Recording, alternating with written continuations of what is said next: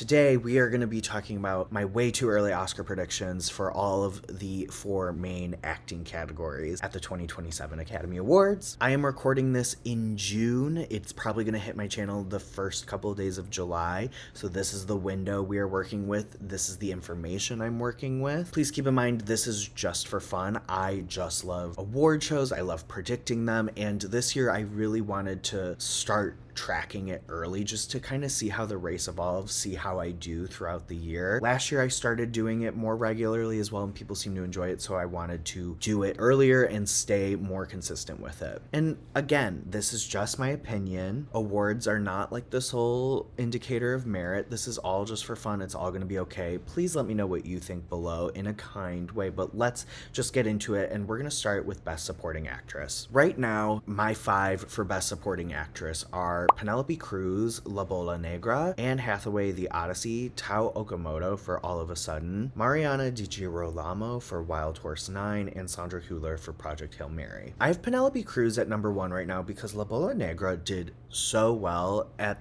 the end of Cannes. Cannes kind of dipped energetically, and then La Bola Negra hit, and people were like really fervent about it. It got really great reviews. It picked up a couple of prizes, and people kept singling out Penelope Cruz. She is no stranger to the Oscars. I think she's one of our very best working today. She is deservedly very hype and very much in favor with the Academy. I think this combined with her hype from The Invite is going to keep her on people's radars all season long. Plus, La Bola Negra got picked up by Netflix for a fall winter release. I think it's going to play the festival circuit all fall. It's in good shape. This is probably going to be Netflix's priority. Anne Hathaway for The Odyssey. I have not seen The Odyssey yet. I see it soon now, but the way it is being framed, she's kind of like the heart of the film, to me at least. I don't know how many acting nominations this movie can pull off. We have seen them start to warm up to more genre-y movies, but I think she is most likely, especially because she has 5 projects coming out this year. Mother Mary, Devil Wears Prada 2, The Odyssey, she's got Verity in the fall, and she's got The End of Oak Street in August. I think just the fact that she's going to be so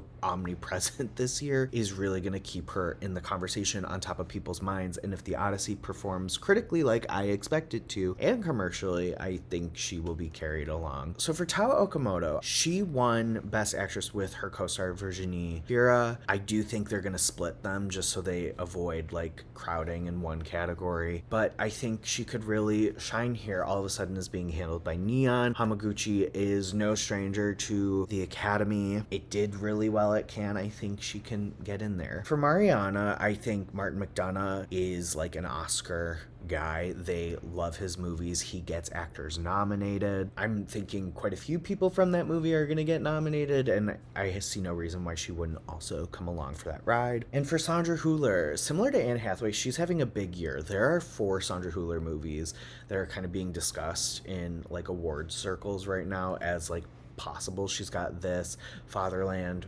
Rose, she's going to be in Digger. I foresee her being nominated at the Oscars. It's just kind of a matter of which one she gets nominated for. I'm going with Project Hail Mary right now because it is a commercial hit. I think it's going to pick a ton of tech nominations up. I think there's going to be some other acting plays, and I see no reason, if it does really well, why she wouldn't come along. Also, I realize I'm keeping it kind of vague and short and sweet. We haven't seen a lot of these movies yet. We're just kind of operating off of vibes and reception from festivals, and we have no precursors yet, so that's why it's maybe a little big. But anyway, just outside of the 5 for this category, I have Sandra Hüller for Digger. I just don't know how big her role in Digger is. I heard it's actually kind of small, so that gave me a little bit of pause. Frances McDormand, Jack of Spades. Don't know a whole lot about this, but they love Frances McDormand. Wumi Mosaku for The Social Reckoning. I think, that movie looks a little questionable. I'll get into that a little more later in this video, but she was already nominated. I could see her coming back. And Aaron Sorkin, regardless of the quality of his films, they do like nominating the actors in them, like Being the Ricardos. Number 9, I have Parker Posey for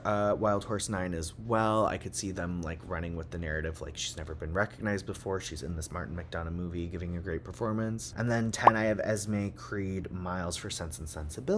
Don't know a lot about that. The trailer just dropped. I think it could be a player. Let's move along to supporting actor. I have Paul Giamatti Giamatti for the debut, Sam Rockwell, Wild Horse 9, John Goodman, Digger, Riz Ahmed, Digger, and Jeremy Strong, The Social Reckoning. That trailer for the debut, like, made me move some players for the debut up in my rankings. I think Paul Giamatti had this narrative last time he was in the Oscar conversation, but he is kind of like long overdue for some mainstream award recognition, and this looks like a juicy role he could really go all the way with. Sam Rockwell, kind of like we talked about with the last category, Martin McDonagh gets actors nominated, and Sam Rockwell is a previous winner for a Martin McDonagh movie. I could see it happening. John Goodman, also a very overlooked mainstay in this industry. We don't know much about his role in Digger, but I could see that being like a big narrative of the season. Riz Ahmed, don't know much about his role either. I just think, keep an eye on him. I don't have much else to say, but if he gives like a great performance and Digger plays well, repeat nominee coming back. Jeremy Strong, The Social Reckoning. Some people were like, why don't you have this higher? And it's because I think The Social Reckoning doesn't look great. But again, like similarly we talked about, he gets those actors nominated. So I think this is either going to go the way of like a Being the Ricardos, or it'll be like a Springsteen all over again and everybody just goose eggs. Just outside, I have Steve Buscemi for Wild Horse 9, Jesse Plemons for Digger. Pause right there. I think with Digger and Wild Horse 9, there's a lot of players. I just don't know like who is going to get in there, but I think one of them is going to get 2 supporting actors. So it's either going to be 2 Digger boys or 2 Wild Horse 9 men. At number 8, I have James Ortiz for Project Hail Mary. They announced he was eligible for an Oscar for his performance. I think, the practical effects was a big point for the movie with its marketing. I think they're going to hammer that home like with their campaigning for the awards, and they've got him out there with that puppet. I think he could do it. 9, I have Colman Domingo for Michael, and 10, I have Tariqa de la Fuente for La Bola Negra. Michael, quality-wise aside, that has never stopped the Academy for nominating for a biopic, and Colman Domingo is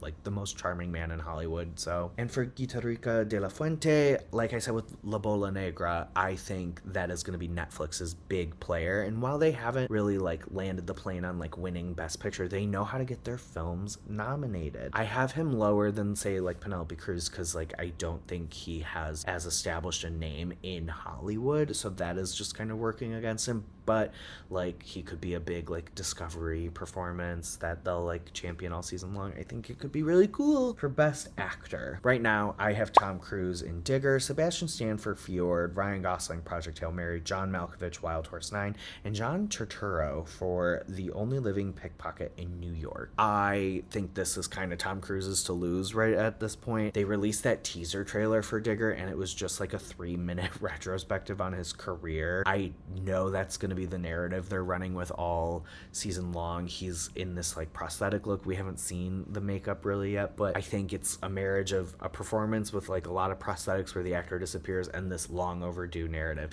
He's gonna run it all the way. It's just gonna be a matter of like, does he maintain the momentum, or does it kind of go the way of like a Bradley Cooper or like a Timothy Chalamet where people start to get like annoyed by him being quote unquote try hard. I have Sebastian Stan for Fjord. This won the Palme d'Or.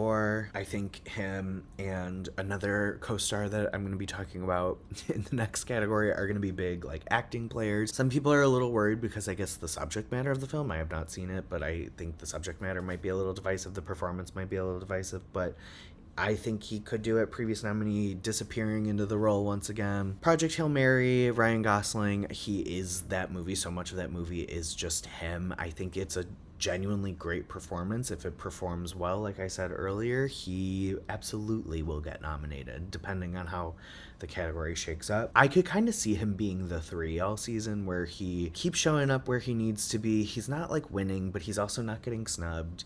He's just gonna keep showing up. Then John Malkovich, Wild Horse 9. Again, Martin McDonagh gets actors nominated and he has this overdue narrative. Similarly, I think John Turturro could have like a narrative pushing him there. Also, I've heard this movie is a great showcase for him as an actor. I think it'll be like a nice like yeah, like he's one of our greats, you know, that kind of moment, like similar to maybe like Bill Nighy for Living. It'll be like a moment where it's like, we don't appreciate him enough. Just outside, I have Matt Damon for The Odyssey. Some people are like, you're counting him out. And I, again, just always want to like be careful with these genre movies. I know they are doing better with them. Michael B. Jordan just won for Sinners last year. Christopher Nolan is like someone who gets his movies nominated. I just kind of want to see. But I think he's right there. If he's undeniable, absolutely. And like he has the narrative to back him up. But I could also see like maybe some other performances like gobbling away some of the oxygen. I've heard a lot of talk about Robert Pattinson and Tom Holland and Anne and Lupita. So we'll see. He's definitely in there though. He's like right there. Seven Jafar Jackson for Michael, a biopic performance. And you know what? He is good in the movie. It's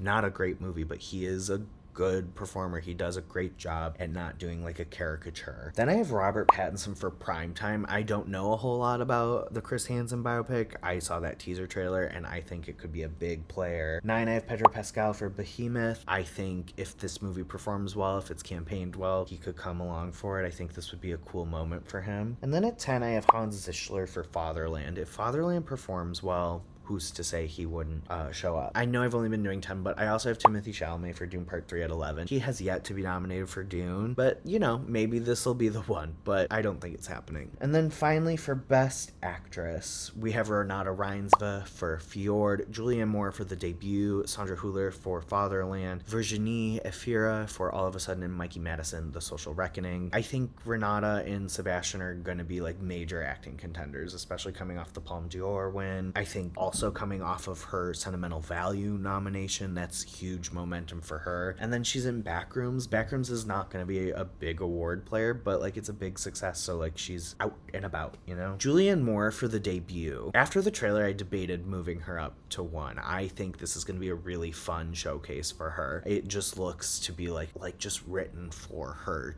for this moment. If the cards like fall where they should, this could be like a number 2. Like she could win her second Oscar. That's kind of what the performance looks like for me. Then Sandra Hüller for Fatherland. She's everywhere. I've heard this movie is remarkable. I've heard she's great in it, so we'll see. Virginie, she won Best Actress at Cannes with Tao Okamoto. I think like she can absolutely be in the conversation. Mikey Madison, Social Reckoning, I actually lowered after seeing that trailer. It was not giving me a lot of confidence, but I think for now I will hold her at 5. It would be a repeat nomination in an Aaron Sorkin film. She's very much in the combo. Just outside, I know you're typing angrily, I have Indy Navarrete for Obsession. I don't know what they're going to do with this movie. I would like to see how she does in a precursor. She's going to have to like really hold momentum. People keep citing Amy Madigan and Weapons for me, and like The Sinners of it all, like all those acting nominations most recently. They also cite Demi Moore for The Substance. Demi Moore had a narrative and The Substance performed across other categories. The Sinners crew were tied to a Best Picture contender. It like cleaned up in text, like they had that. Amy Madigan also had the overdue narrative. Weapons didn't get anything else outside of her. It was just like that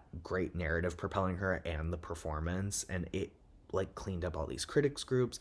I think for me to bump her into my 5, she's gonna have to like really show up in some of these critics groups that are key indicators. It's not no. I just need to see a little more proof in the pudding, because I don't know that Obsession's gonna be like a big player elsewhere. I think some people are getting a little ahead of themselves. But the last time I said that person ended up winning. So who knows? What do I know? 7, I have Cynthia Erivo for Prima Facie. I don't know what's happening with this movie. Otherwise, I think I would put her higher. This show on Broadway got Jodie Comer her Tony. It's like a one-person show, and I think this is like tailor-made for Cynthia Erivo to be in the conversation. I just have no clue what's happening with it. Then I have Michelle Williams, A Place in Hell. This is like a psychological thriller coming out on Christmas from Neon. I think Michelle Williams could take that and run with it all the way. Then Daisy Edgar Jones for Sense and Sensibility. I think they love an Austen adaptation if she like performs very well, and it is a good movie. And then I have Sophie Okonedo for Clarissa. She got raves out of Cannes. I again don't know what's happening with this movie, but I